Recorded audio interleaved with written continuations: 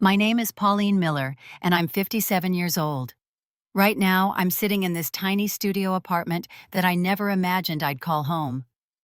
Just 3 weeks ago, I was living in the house where I'd spent the last 25 years, the place where I raised my son, and built a lifetime of memories with my late husband.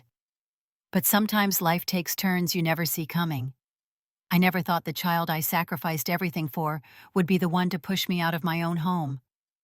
But that's exactly what happened when my 28-year-old son Marcus gave me an ultimatum I'll never forget. Before we dive into this story, I'd love to know where you're watching from. Drop a comment below and let me know your city or state. And if you've ever dealt with ungrateful family members, please hit that like button and subscribe for more real-life stories. Now let me tell you how a mother's unconditional love sometimes isn't enough, and how losing everything taught me to find myself again. Looking back, I realized the warning signs were there, but love makes you blind sometimes. After my husband David passed away from a heart attack 10 years ago, it was just Marcus and me against the world. Our house in suburban Michigan had been our sanctuary since Marcus was 10 years old. Every corner held memories of birthday parties, homework sessions at the kitchen table, and family movie nights on the couch David and I picked out together. I'd worked at the local library for 20 years, finding comfort in the quiet routine of helping people find the books and information they needed. The job never paid much, but it was steady, and David's life insurance helped us keep the house after he was gone. When I retired 3 years ago, my pension and Social Security weren't much, but they were enough for a simple life. Marcus had always been my pride and joy. He was a good student, polite to adults, and seemed to have his head on straight. After graduating from the local university with a business degree, he landed a decent job at a marketing firm downtown. For a while, he had his own apartment closer to work, and I was proud watching him build his independent life. But 2 years ago, everything changed when he broke up with his long-term girlfriend, Sarah. He showed up at my door one evening with 2 suitcases and eyes red from crying. "Mom," he said, "can I stay here for a while, just until I get back on my feet?" Of course I said yes. What mother wouldn't? I thought it would be temporary, maybe a few months at most. At first, having Marcus home again felt like a blessing. The house had been so quiet since David died, and hearing footsteps upstairs and conversation at dinner made it feel alive again. Marcus helped with some of the heavier chores around the house, and he contributed $300 a month toward groceries and utilities. It seemed like a fair arrangement that benefited both of us. We fell into a comfortable routine. I'd make his favorite breakfast on Sunday mornings, just like when he was a teenager. We'd watch old movies together on Friday nights, sharing a bowl of popcorn and talking about our weeks. He'd tell me about his projects at work, and I'd share stories about my volunteer work at the community center. For the first time since David's death, I felt like I had a real family again. Marcus promised he was saving money to get his own place within a year. "I just need to build up a good down payment, Mom," he'd say. "This market is crazy expensive." I believed him completely. Why wouldn't I? He was my son, and I trusted him to follow through on his word. During those early months, he seemed genuinely grateful for the arrangement. He'd thank me for doing his laundry, compliment my cooking, and sometimes bring me little gifts from downtown like a coffee from my favorite shop or a book he thought I'd enjoy. I treasured those gestures because they felt like the thoughtful boy I'd raised was still there. The house felt warm and full again. I'd wake up each morning with purpose, knowing I was taking care of someone I loved. I planned meals around his schedule, made sure his favorite snacks were always in the pantry, and kept his childhood room exactly the way he liked it. Looking back, I realize I was so grateful to have him home that I never questioned whether the arrangement was as beneficial for him as he claimed. The first cracks in our peaceful coexistence appeared around 6 months after Marcus moved back home. It started with small comments that I initially dismissed as normal adjustment stress. "Mom, I feel like I don't have any privacy here," he mentioned one evening after I'd knocked on his door to ask about dinner plans. "Could you maybe give me a heads up before coming upstairs?" I thought it was a reasonable request. After all, he was an adult man, not the teenager who used to live in that room. So I started texting him when dinner was ready instead of walking upstairs, and I made sure to announce myself before entering any room where he might be. But the complaints continued to escalate. Marcus began bringing people over without mentioning it beforehand. I'd come home from the grocery store to find strangers in my living room, and Marcus would introduce me with a casual, "Oh, this is my mom," as if I were just another roommate rather than the homeowner. When I'd try to join the conversation or offer refreshments, I could sense the awkwardness in the room. "Mom, could you maybe hang out upstairs when I have company?" Marcus asked one afternoon. "It's just easier for everyone to relax when it's just us." The request stung, but I agreed. I started retreating to my bedroom whenever he had guests, feeling like a visitor in my own home. The changes in his behavior became more noticeable as weeks passed. The young man who used to thank me for every meal now left dirty dishes in the sink for days. The son who once helped with yard work now walked past overgrown flower beds without offering assistance. When I gently reminded him about household responsibilities, his response was always the same. "Mom, you're being too controlling. I'm not a kid anymore." Around this time, Marcus started dating someone new. Jessica was her name, though I learned this not from an introduction, but from overhearing phone conversations. She was completely different from Sarah, who had always been warm and respectful toward me. Jessica had an edge to her voice, a sharpness that seemed to cut through any attempt at friendliness. The first time I met Jessica, she was sitting at my kitchen table when I came downstairs for breakfast. Marcus hadn't mentioned she was spending the night. "Oh, hi," I said, trying to sound welcoming despite my surprise. "I'm Pauline, Marcus's mom." Jessica looked up from her phone with barely concealed annoyance. "Yeah, I know," she replied, before returning her attention to the screen. Marcus emerged from the bathroom and seemed completely unbothered by the awkward situation. "Morning, Mom," he said cheerfully, as if having unexpected overnight guests was perfectly normal. "Jessica and I are going to grab breakfast out, so don't worry about cooking for us." I wanted to say something about the courtesy of letting me know when someone would be staying over, but the words stuck in my throat. This was my son, and I didn't want to seem like the overbearing mother Jessica probably already thought I was. As weeks went on, Jessica's presence became more frequent and more presumptuous. She'd rearrange items in the refrigerator to make room for her specialty foods. She'd change the television channel without asking if I was watching something. Most painfully, she'd roll her eyes whenever I spoke, as if my very existence was an inconvenience she had to endure. Marcus not only failed to address Jessica's rudeness, but seemed to find it amusing. When I mentioned feeling uncomfortable with some of her behaviors, he brushed off my concerns. "Jessica's just direct mom. Not everyone communicates the way you do. Maybe you're being too sensitive." The word sensitive hit like a slap. David used to say my empathy was one of my greatest strengths, that my ability to understand and care for others made our home a haven. Now my own son was using that same quality as criticism, suggesting my feelings were invalid simply because they inconvenienced his new relationship. The situation deteriorated rapidly once Jessica became a regular fixture in our home. What had started as occasional overnight visits quickly evolved into an unofficial cohabitation arrangement that nobody had discussed with me. Jessica began leaving personal items throughout the house. Her expensive skincare products cluttering the bathroom counter, her designer coffee pods taking over the kitchen cabinet, and her work materials spreading across the dining room table I'd inherited from my grandmother.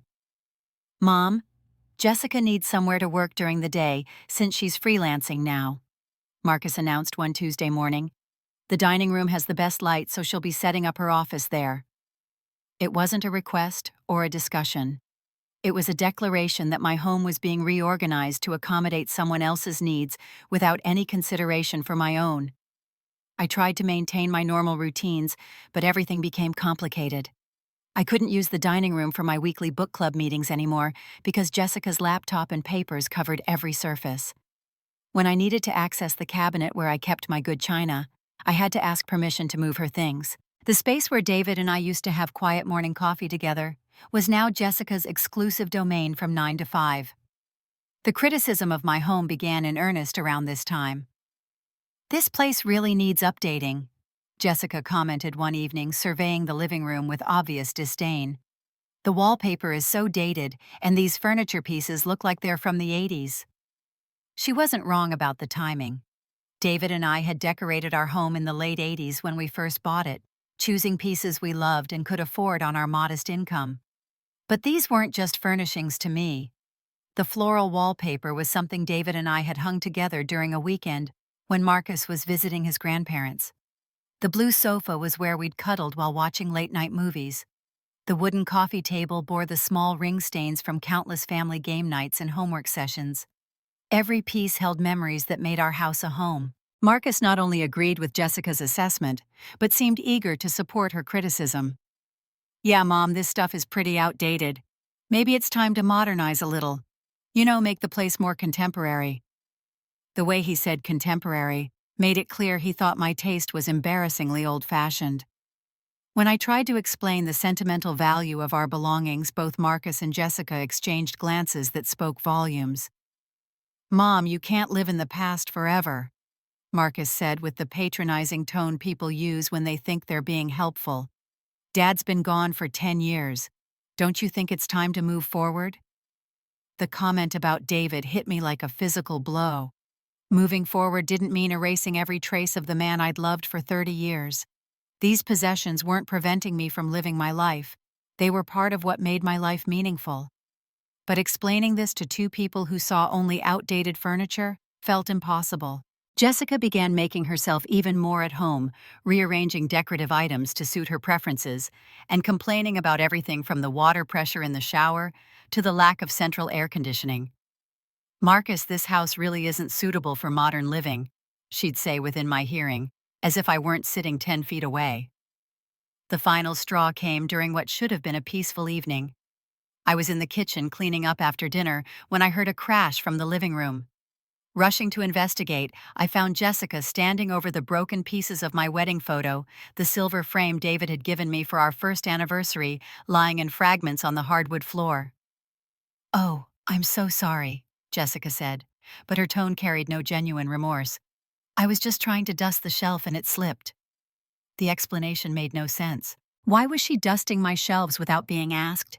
And why had she chosen to clean that particular shelf when dust was visible on surfaces throughout the house that she'd never shown any interest in before?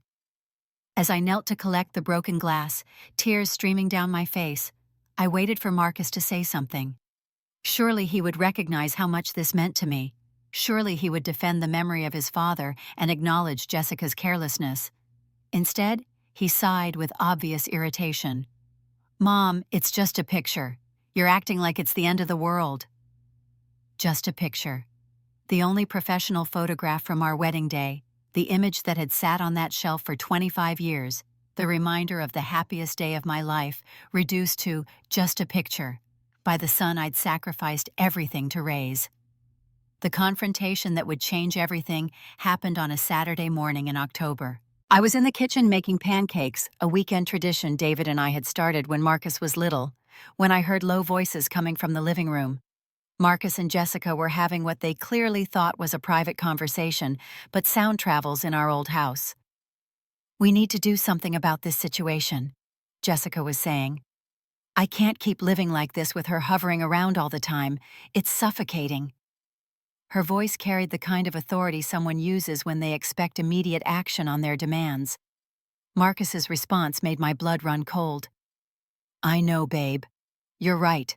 We need our own space, and she needs to understand that things have changed." The casual way he referred to me as she, while discussing my future in my own home, revealed how completely his perspective had shifted. 20 minutes later, Marcus appeared in the kitchen doorway with Jessica beside him, both wearing the serious expressions of people about to deliver an ultimatum. "Mom, we need to talk," Marcus announced, gesturing toward the dining room table, where Jessica's work materials had been temporarily cleared away. I followed them, my stomach churning with dread. The pancakes continued cooking on the griddle, but suddenly breakfast seemed irrelevant. Marcus sat across from me with Jessica positioned slightly behind him like a general's advisor, and I knew whatever was coming would be life-changing. "Mom," Marcus began, his voice taking on the measured tone of someone who had rehearsed this speech. "Jessica and I have been talking, and we think it's time to discuss our living arrangement here." The phrase, "our living arrangement," struck me as particularly offensive. This wasn't some shared rental property we were negotiating over. This was my home. The thing is, he continued, we're adults now, and we need space to build our relationship without feeling like we're still living with parents. You know what I mean? I didn't know what he meant actually because the last time I checked he was living with his parent, not the other way around. Jessica stepped forward, apparently having decided that Marcus wasn't moving quickly enough toward their objective. Pauline, what Marcus is trying to say is that this arrangement isn't working for any of us anymore. We need privacy, and honestly, this house is bigger than what you need as a single person. The audacity of this woman, who had never contributed a single dollar toward the mortgage or utilities, telling me what I did or didn't need in my own home, was breathtaking. But before I could respond, Marcus jumped back into the conversation. Here's what we're thinking, Mom.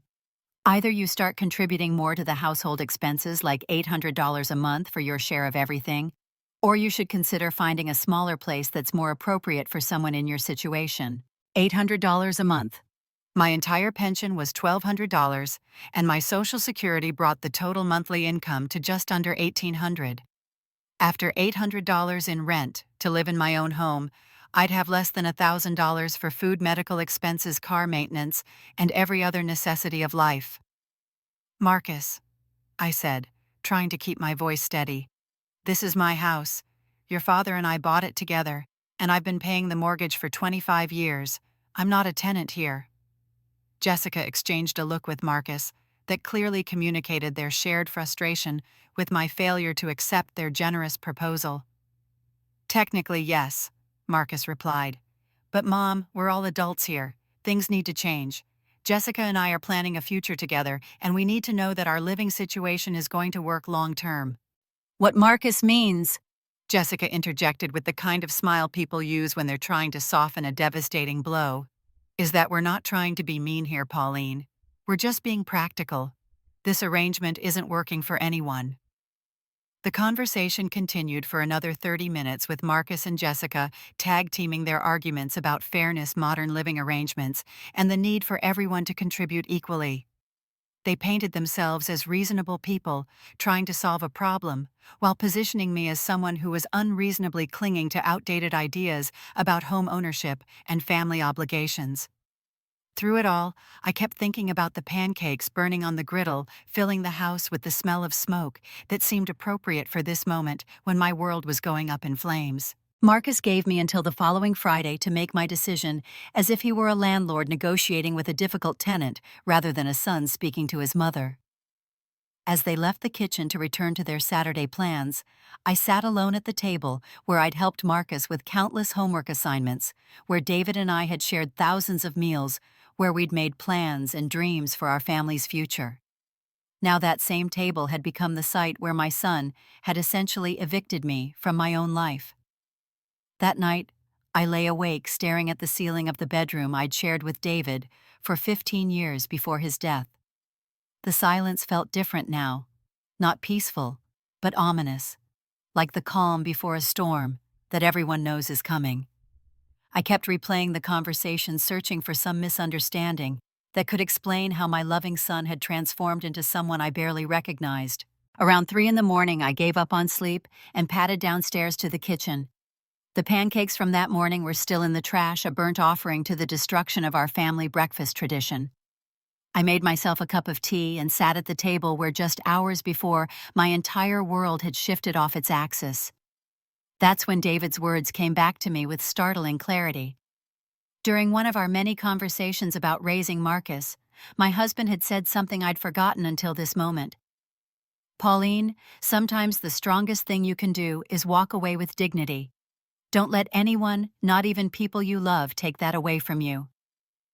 He'd been talking about a situation at his workplace, but the wisdom applied perfectly to my current circumstances. I could spend the next week pleading with Marcus, trying to make him understand how much he was hurting me, or I could choose a different path entirely. By sunrise, my decision was made. I wouldn't beg, argue, or try to convince my son to treat me with basic human decency. Instead, I would show him exactly what he was choosing to lose. If Marcus wanted me gone, I would leave, but on my own terms, and in a way that preserved my dignity. The first step was practical. I needed to understand my options, so I spent Sunday researching rental properties within my budget. Studio apartments in safe neighborhoods ran between $500 and $700 a month, which would be tight but manageable. More importantly, they would be mine places where I could exist without permission or apology.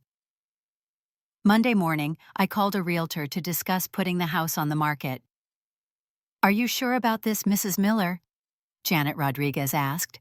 She'd helped us buy the house 25 years earlier and had become a friend over the years.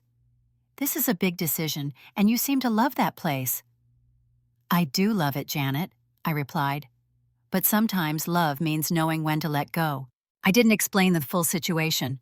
The details felt too humiliating to share even with someone I trusted. By Tuesday, I'd found a studio apartment 5 miles away in a quiet complex that catered to seniors. The unit was small but bright, with a tiny kitchen, a combined living and sleeping area, and a bathroom with safety features I hadn't thought I'd need for several more years. The rent was $650 a month, leaving me enough to live simply but independently. Wednesday was devoted to practical arrangements.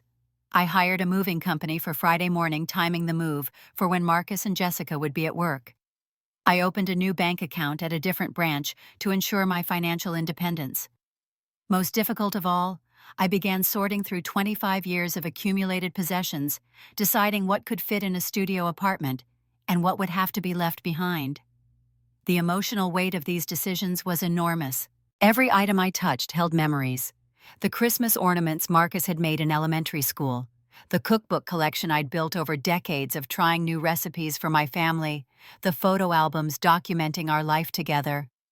I could take some things, but most would have to stay with the house abandoned, like the woman who had treasured them. Thursday evening, I wrote the letter I would leave for Marcus.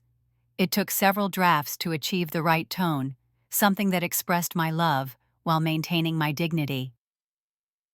"Marcus, I've decided to respect your wishes about our living arrangement.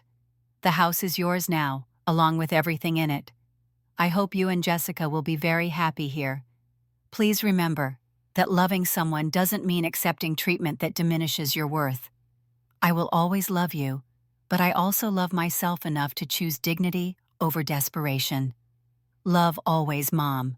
Friday morning arrived gray and misty, the kind of October day that feels like the earth itself is mourning. Marcus and Jessica left for work at their usual time, Marcus calling out his standard "See you tonight, Mom," without any apparent awareness that this goodbye would be different from all the others. The moving crew arrived at 9 o'clock sharp, 3 efficient men who treated my departure like any other job. I was grateful for their matter-of-fact approach, which helped me maintain my composure during what could have been an overwhelming morning. I had chosen my belongings carefully: clothes that would fit in a small closet, a few pieces of jewelry with sentimental value, my favorite books, and one photograph from each major period of my life. Everything else, the furniture that had defined our family spaces, the kitchen equipment that had prepared thousands of meals, the decorations that had made our house a home, would remain for Marcus and Jessica to dispose of as they saw fit.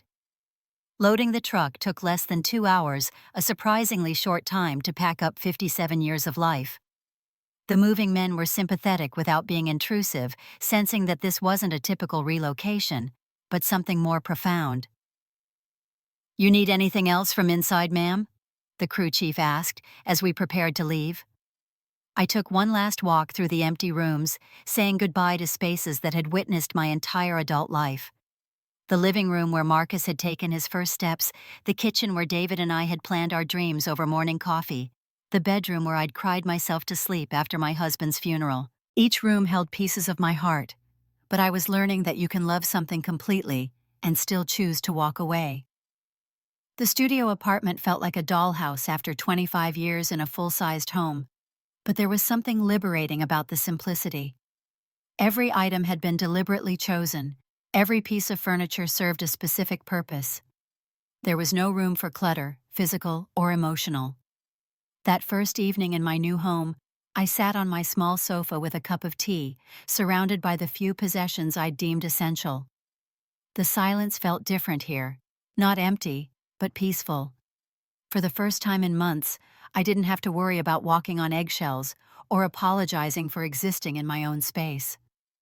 I thought about Marcus coming home to find my letter and the spare key on the kitchen counter. I wondered if he would feel relief guilt or something else entirely. Part of me hoped he would call immediately, desperate to fix what he'd broken. But a larger part hoped he wouldn't, because I was beginning to understand that some lessons can only be learned through experience. The apartment complex was quiet, mostly older residents who appreciated peace over parties. My neighbor Eleanor, a widow in her early 60s, introduced herself the next morning with a plate of homemade cookies. "Moving is exhausting at any age," she said with a knowing smile, "but starting over can be surprisingly wonderful." That first week was a mixture of grief and discovery. I grieved for the family life I'd thought we still had, for the son who seemed to have disappeared inside a stranger's body, for the dreams David and I had shared about growing old, surrounded by children and grandchildren who loved us. But I also discovered things about myself I'd forgotten during all those years of putting everyone else first. I learned that I actually preferred smaller portions of food, that I enjoyed the morning news more, when I could watch it without interruption, and that silence could be companionable rather than lonely. Most importantly, I learned that choosing dignity over desperation wasn't just about that moment of decision. It was about rebuilding a life based on self-respect rather than the need for others' approval, even when those others were people I loved more than my own life. The call I'd been expecting came exactly 10 days after I moved out. I was sitting in my small living area, reading a library book I'd checked out that morning, when my phone rang with Marcus's number on the display. For a moment, I considered letting it go to voicemail, but curiosity won out. "Mom." Marcus's voice sounded smaller than usual, uncertain in a way I hadn't heard since he was a child. "Where are you? I came home and found your note. What happened? Where did you go?" The questions tumbled out in a rush, as if he genuinely couldn't understand how his ultimatum had led to my departure. I kept my voice calm and steady, drawing on reserves of strength I hadn't known I possessed. "Hello, Marcus. I'm fine, thank you for asking. I'm in my new apartment, settling in quite nicely." I didn't offer the address or volunteer information about my new living situation. If he wanted details, he would have to ask specifically. "But Mom, I don't understand. We were supposed to talk about this. You just left without discussing anything." The confusion in his voice might have been touching if it weren't so revealing about how little he'd actually listened during our kitchen conversation. "Sweetie, we did discuss it," I replied, maintaining the patient tone I'd used when he was small and struggling to understand a difficult concept. "You gave me two choices: pay $800 a month to live in my own house or find somewhere else to live. I chose option 2. "But I didn't mean you had to leave right away," Marcus stammered. "I thought we could work something out, maybe negotiate the amount or figure out a different arrangement." This was the moment that crystallized everything for me. Marcus had expected me to beg to negotiate away pieces of my dignity until he was satisfied with the level of my desperation. He'd never imagined I would simply accept his ultimatum and act accordingly. "Marcus," I said gently, "there was nothing to negotiate. You made it clear that my presence in my own home was conditional on meeting demands I couldn't afford, so I removed myself from that situation." The conversation continued for 20 more minutes, with Marcus alternating between confusion, guilt, and attempts to minimize what had happened. He suggested that maybe I had misunderstood his intentions, that perhaps we could revisit the arrangement, that he hadn't meant for things to go this far. But I had learned something important during my 10 days of independent living. I didn't want to go backward. Even if Marcus offered to completely reverse his position, the trust and security I'd felt in that house were gone forever. Once someone shows you that your place in their life is conditional and revocable, you can never feel truly safe there again. During our phone call, I could hear Jessica's voice in the background, though I couldn't make out her words. Whatever she was saying seemed to agitate Marcus, because his tone grew more urgent as the conversation progressed. "Mom, things here are harder than I expected," he admitted toward the end of our call. "Jessica and I are having some problems, and the house feels too big and empty without you here." I felt a pang of sympathy for my son, but I recognized it as the automatic response of a mother who had spent decades solving his problems for him. This time I resisted the urge to offer immediate comfort or solutions. "I'm sorry you're having difficulties, Marcus," I said sincerely. "Growing up is challenging, and learning to manage adult responsibilities takes time. I'm confident you'll figure it out." The neutrality of my response seemed to surprise him. In the past, any hint of struggle in Marcus's life would have prompted immediate offers of help, advice, or intervention from me. Now I was treating him like the adult he'd insisted on being. After we hung up, I realized how much had changed in just 10 days. The desperate, heartbroken woman who had left that house was transforming into someone stronger and more self-possessed. I was beginning to understand that loving someone doesn't require accepting unacceptable treatment, and that sometimes the most loving thing you can do is allow people to experience the consequences of their choices. 3 weeks into my new life, I was establishing routines that brought me genuine pleasure rather than obligation. Tuesday mornings were for the local senior center's art class, where I was learning to paint watercolors under the patient instruction of a retired art teacher named Margaret. Thursday afternoons were dedicated to volunteering at the animal shelter, where I helped socialize cats who were waiting for adoption. These activities weren't just ways to fill time.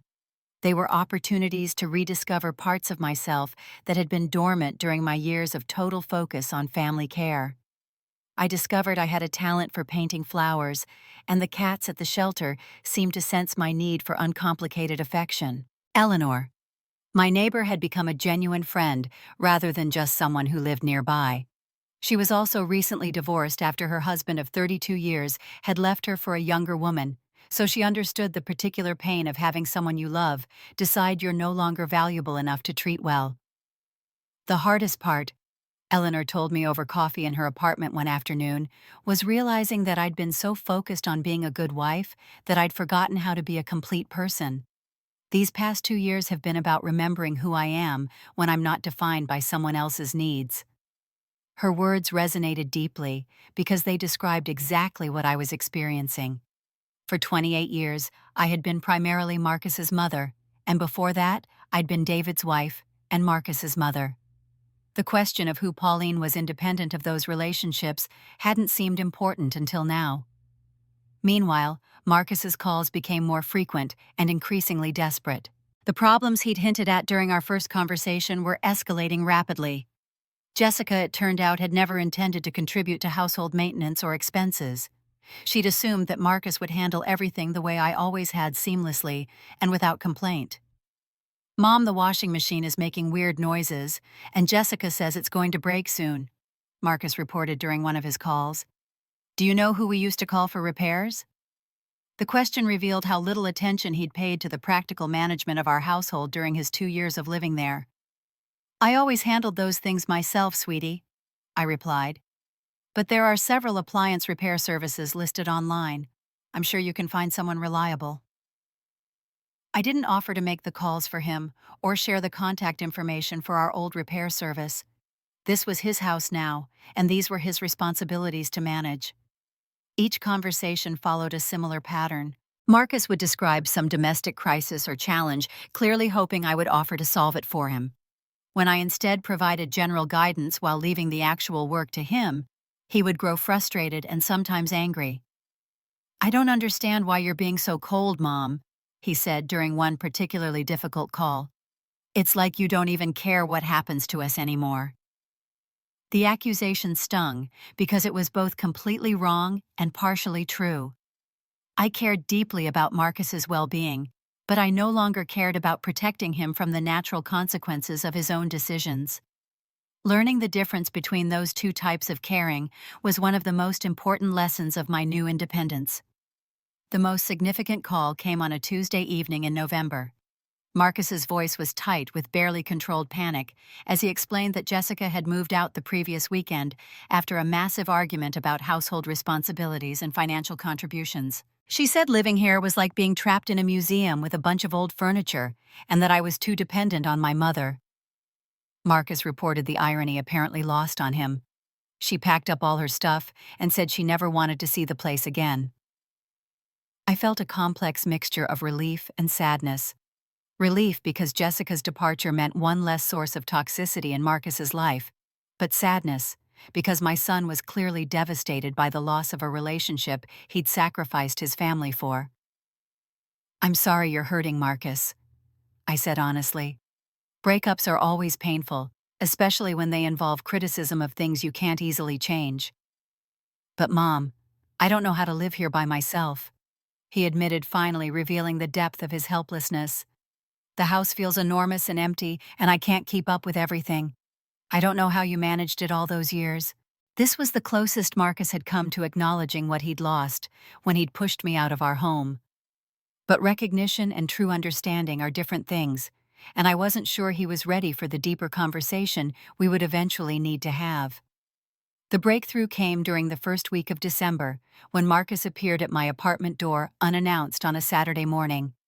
I was surprised to see him through the peephole, holding what appeared to be flowers, and looking more uncertain than I'd seen him since childhood. "Hi, Mom," he said when I opened the door, his voice thick with emotion.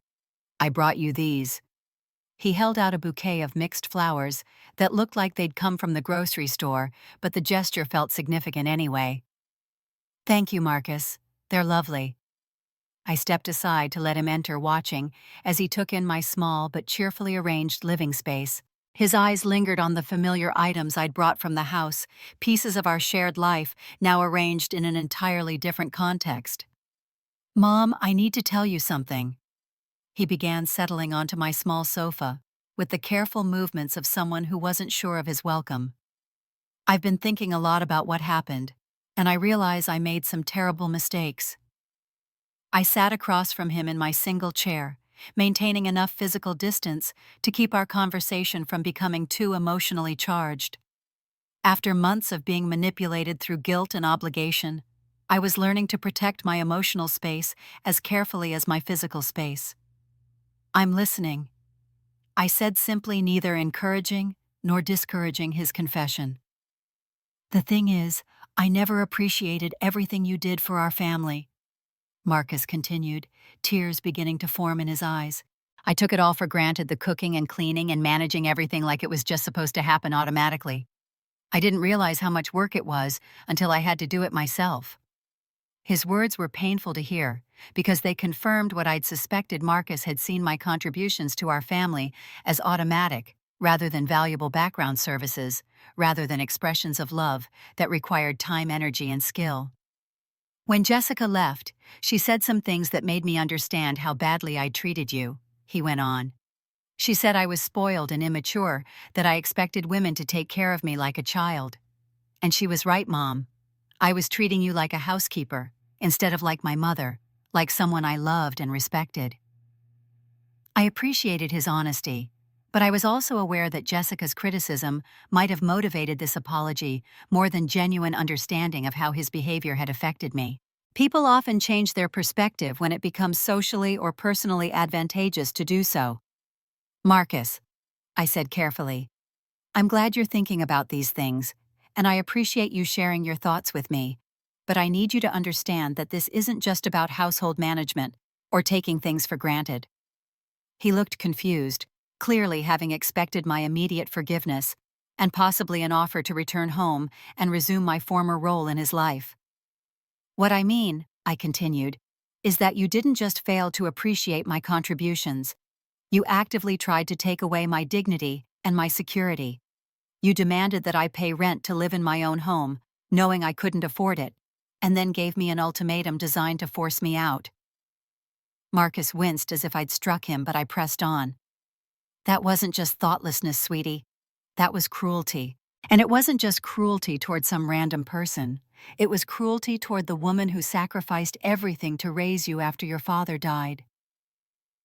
The conversation continued for over an hour, with Marcus gradually coming to understand the full scope of what he'd done and what he'd lost. He apologized repeatedly, promised to change, and eventually asked the question I'd been expecting. "Mom, would you consider moving back home? I know I don't deserve it, but I need you. The house isn't the same without you." I had known this moment would come, and I'd spent weeks preparing my response. "Marcus, I love you more than my own life, and I always will. But I can't go back to living in that house. Too much has changed for me to ever feel secure there again." His face crumpled with genuine grief, and I felt my heart breaking for both of us. "But where does that leave us, Mom? How do we fix this?" "We start over," I said, reaching across to take his hand. "We build a new relationship based on who we are now, not who we used to be. You visit me here sometimes, I visit you there sometimes, and we learn to be family in a different way." It wasn't the reunion Marcus had hoped for, but it was the beginning of something potentially healthier than what we'd had before. Over the following months, we slowly rebuilt our relationship with new boundaries and more honest communication. Marcus began taking care of the house with newfound appreciation for the work involved. He started cooking for himself, learned to manage repairs and maintenance, and gradually developed the life skills that living with me had prevented him from acquiring. More importantly, he began treating me as an individual with my own needs and desires, rather than as an extension of his own life. Our conversations became more balanced with genuine interest in my new activities and friendships, rather than just updates about his problems. The healing process was gradual and sometimes painful for both of us. There were setbacks and difficult conversations moments when old patterns threatened to reassert themselves. But we kept working towards something better, something based on mutual respect rather than obligation and guilt. I learned that I could love my son completely while still maintaining my independence and dignity. I discovered that being a good mother doesn't require sacrificing yourself entirely, that healthy relationships need boundaries, even between people who love each other deeply. Most importantly, I learned that it's never too late to reclaim your life, to choose dignity over desperation, and to remember that your worth isn't determined by how much you're willing to sacrifice for others. Sometimes, the greatest gift you can give someone you love is the opportunity to grow up, even if that growth comes through painful lessons they need to learn for themselves. My small apartment became more than just a place to live. It became a symbol of my independence and self-respect. Every morning when I woke up in my own space, surrounded by things I'd chosen and arranged according to my own preferences, I remembered that love should never require you to diminish yourself. The relationship between Marcus and me eventually healed, but it healed into something different and ultimately stronger than what we'd had before. We learned to love each other as equals, as two adults who chose to be family, rather than people bound together by obligation and dependence. Looking back now, I realize that losing everything I thought I wanted gave me the opportunity to discover what I actually needed: self-respect, independence, and relationships based on mutual value rather than one-sided sacrifice. Sometimes the most loving thing you can do is walk away with dignity, trusting that real love will find a way to rebuild on a stronger foundation. If you've stayed with me through this long story, I'd love to hear about your own experiences with difficult family relationships in the comments below. Have you ever had to choose between keeping the peace and maintaining your dignity? How did you handle situations where people you loved didn't treat you with respect? Please share your thoughts and hit that like button if this story resonated with you. Don't forget to subscribe for more real-life stories about finding strength in difficult situations. Remember, you teach people how to treat you by what you're willing to accept. Sometimes loving someone means refusing to enable their worst impulses, even when that refusal comes with a price. Thank you for listening to my story, and I hope it helps someone out there who might be struggling with similar challenges. Until next time, remember that your dignity is not negotiable, and it's never too late to choose yourself.